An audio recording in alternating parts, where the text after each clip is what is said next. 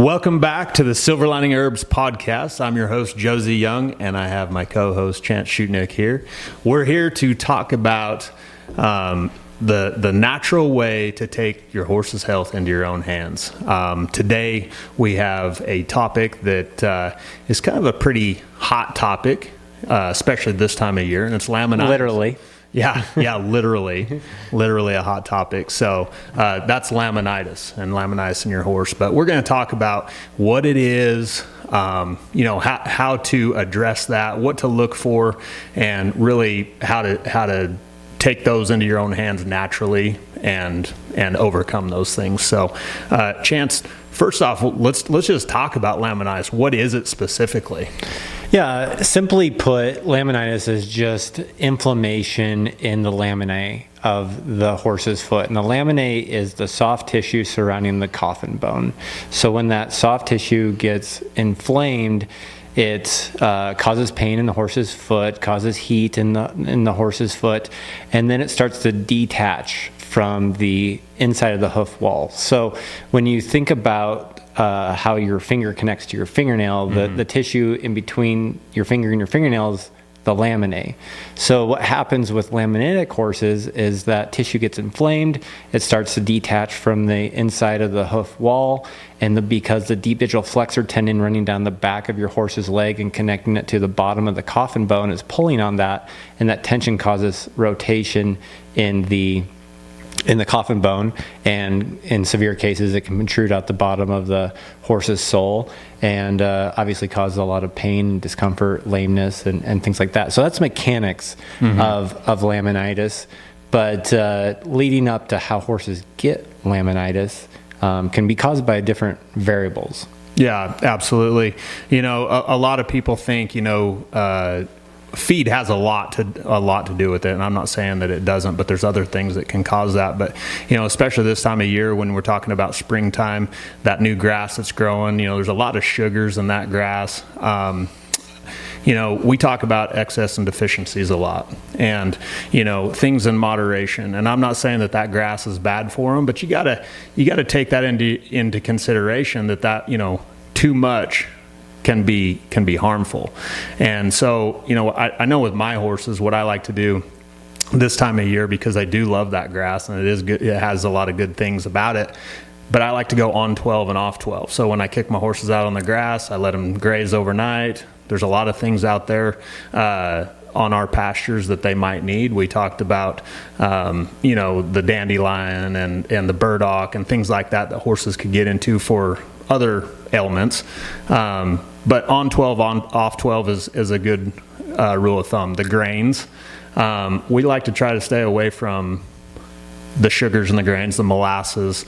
I don't believe that horses need corn by any means. Stay away from that. We believe in whole oats, right? And we just give a little bit to pass the herbs through the system, and then also the other effects that oats have for the horses as well.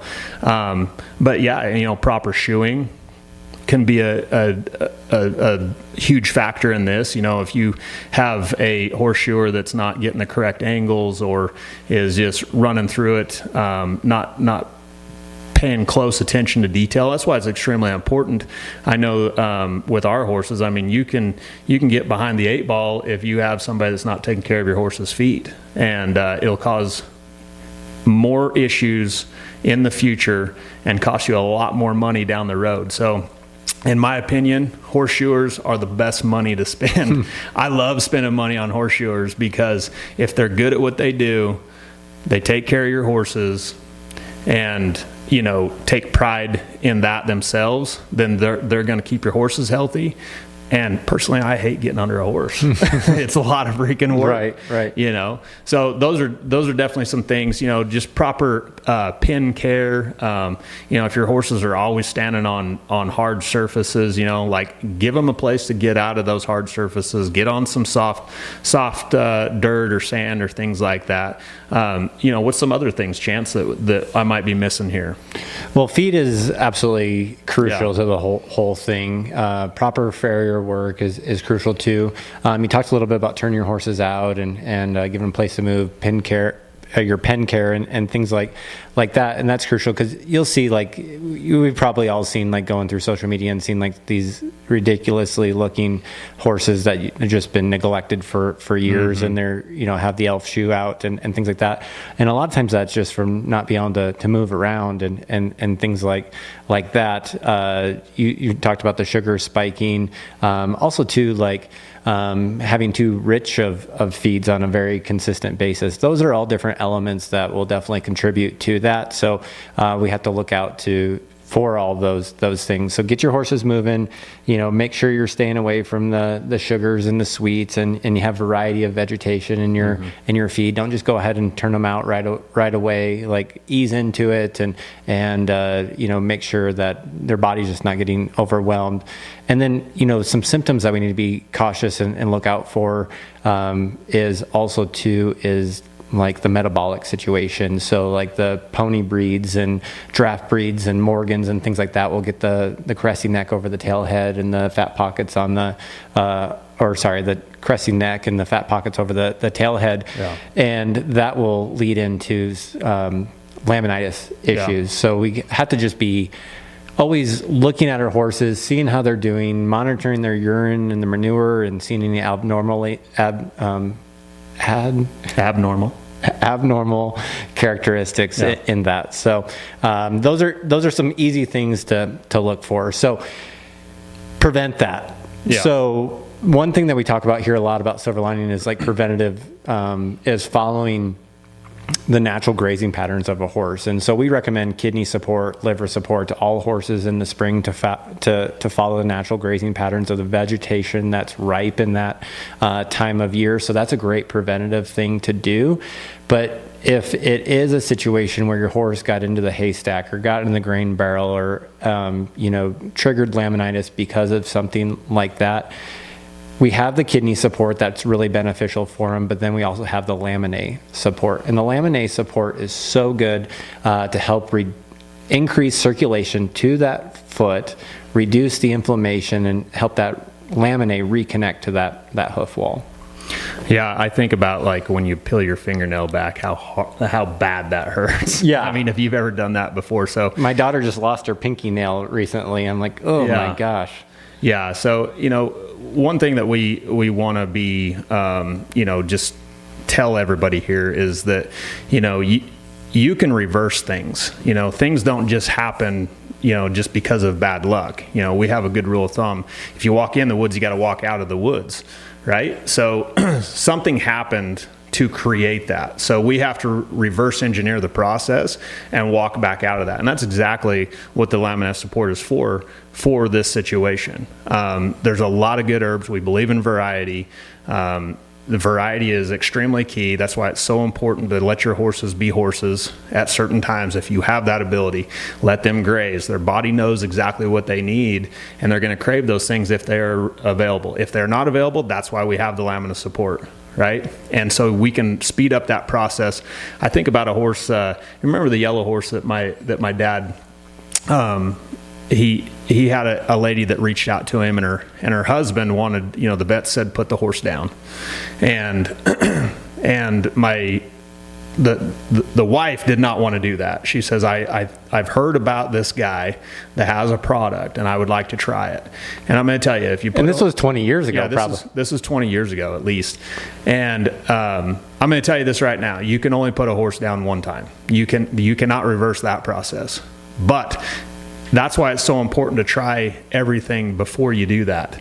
And so this guy was extremely mad at my dad because he just thought that, he was putting this horse through misery and this and that. But, he started the process, figured out this horse, he was rotated. He was drastically rotated on every hoof.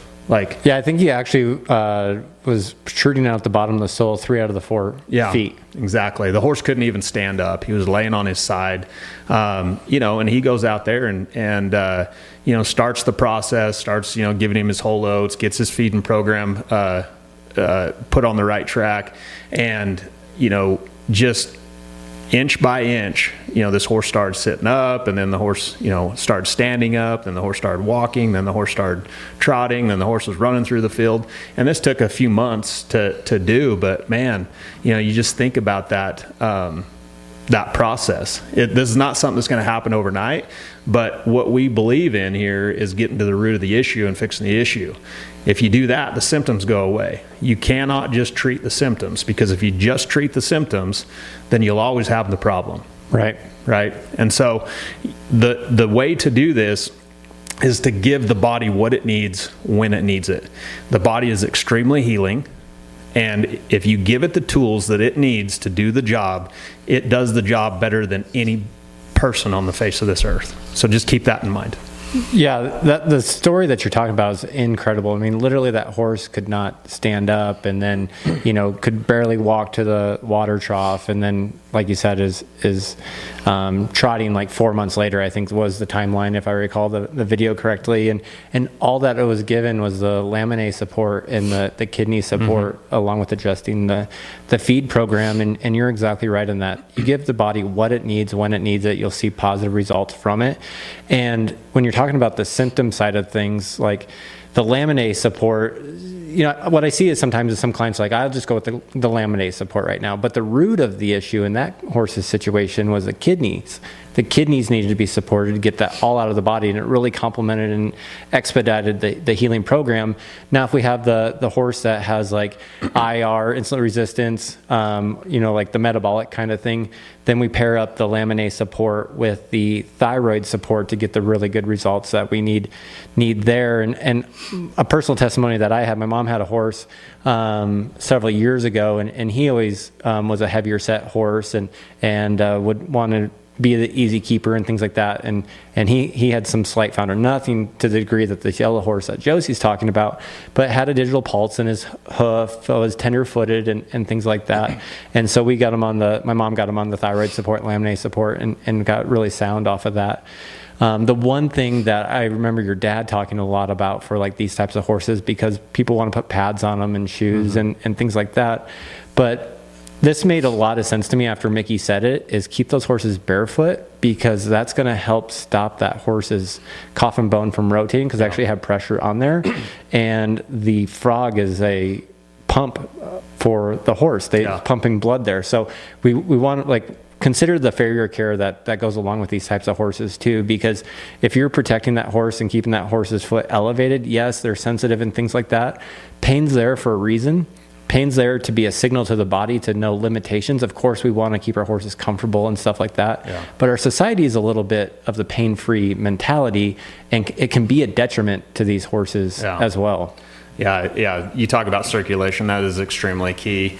This is just an amazing topic to talk about. I love that we have a product that can help out with this stuff and put the power into your hands as the horse owner, right? And give you guys a voice in this. So is there anything else that you want to add to that, Chance? Or I think that story from the yellow horse is the biggest takeaway that I have from this subject is, like, sometimes when we have these laminate situations, Janie Freed was another one that Buxton horse that she had. I mean, oh my gosh, that was crazy. But like what Josie said, like, you can only put these horses down one time, and we can't decide the birth date and we can't decide the end date, but our job here as horse caregivers is to make the quality of life as positive as we can for them, and giving them what they need when they need it is the way we do it. And that's what we're here at Silver Lining Herbs for. And we have a great team to assist in that. Absolutely.